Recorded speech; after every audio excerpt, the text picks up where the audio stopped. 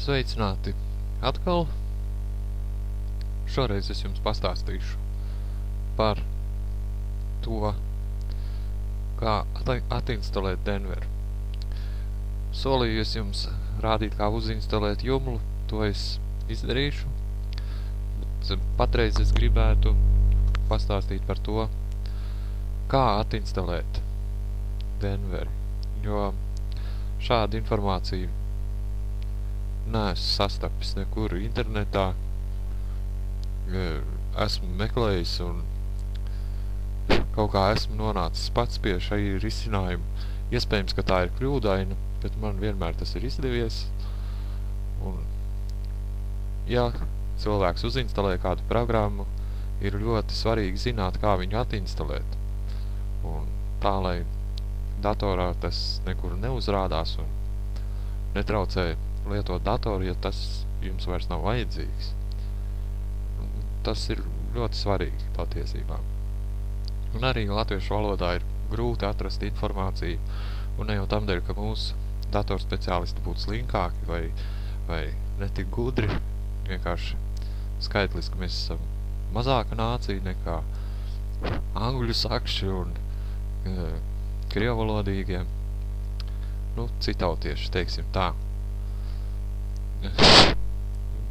Nav nekāda, pretenzija pret citām tautām, bet vienkārši pie mums tas ir mazāk sastopams. Tāpēc es par to arī gribētu pie vienas reizes pastāstīt. Un ir cilvēki, kas droši vien gribētu ar to visu nodarboties, bet vienkārši šķir kādas valodas barjeras. Un, katram varbūt ir savs kāds iemesls, un pie reizes par to tad es arī jums pastāstīšu. Pirmajām kārtām tas ir ļoti svarīgi. Mēs ejam uz šo sadaļu.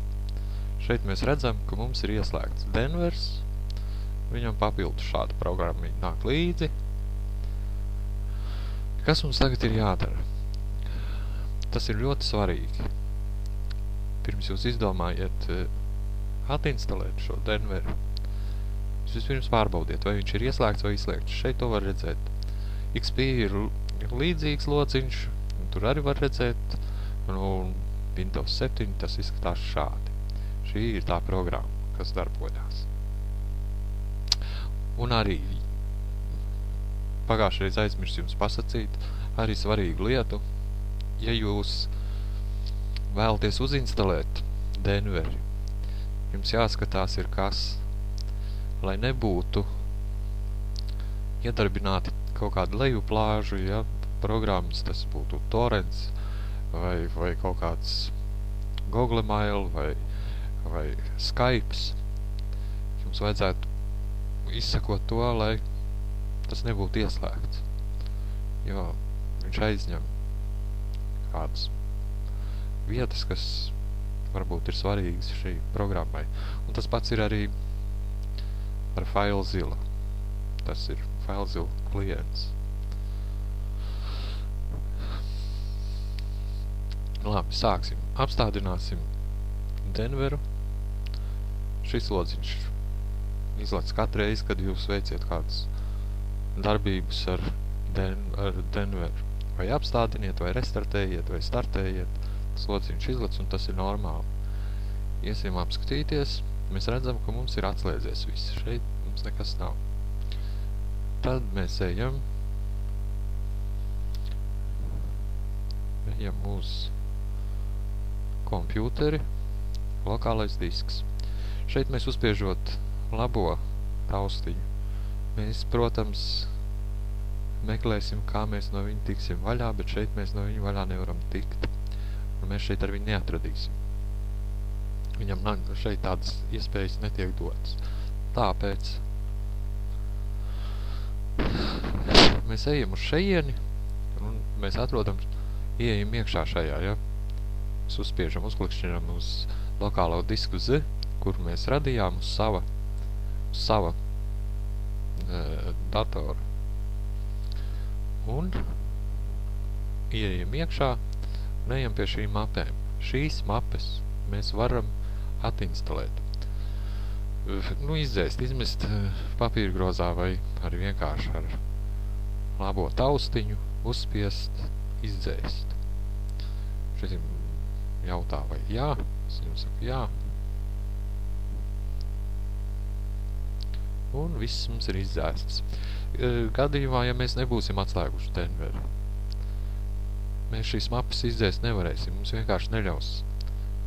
Dators tā ir iekārtots, ka programmas, kuras ir iedarbinātas, ar viņām nekādas šādas operācijas nevar notikt.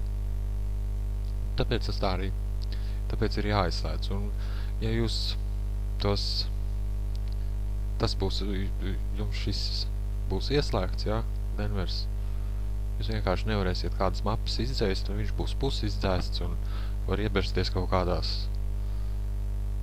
darbībās, un par cik es jau to pats esmu uz sevis pārbaudījis, es jums to varu droši teikt.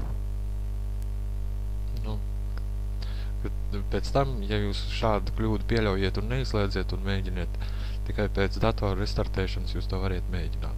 Ir iespējams citiem izdodās izdzēst, bet iespējams tas būs jāizdara pēc datora restartēšanas.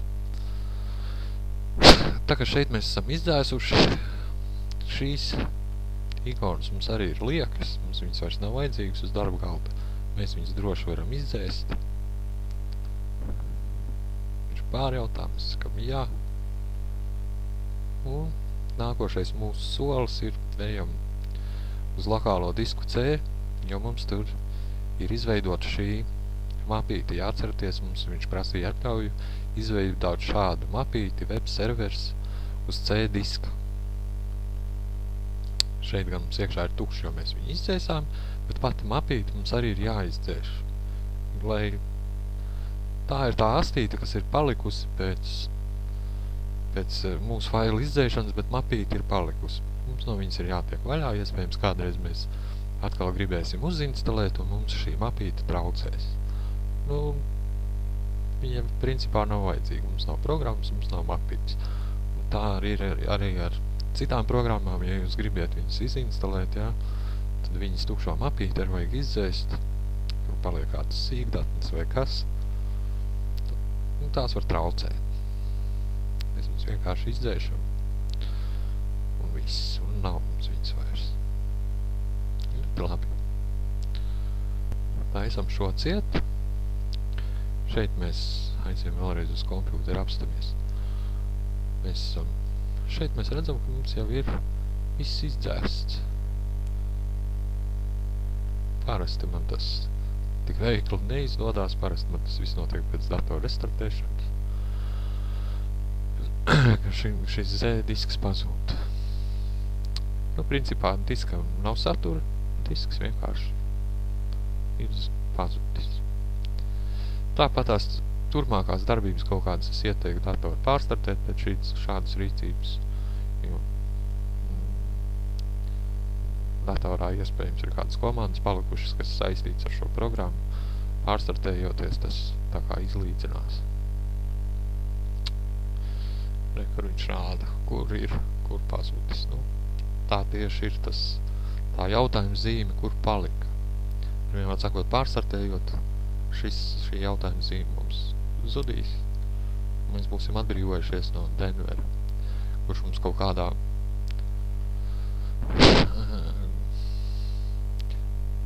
kaut kad ir bijis nevajadzīgs, mēs viņu vienkārši izdzēšam. Tas arī ir viss. Patreiz paldies, turpināsim nākošu reizi. Uzstādīsim jūlu, kurus jums solīju. Līdz nākošai reizei.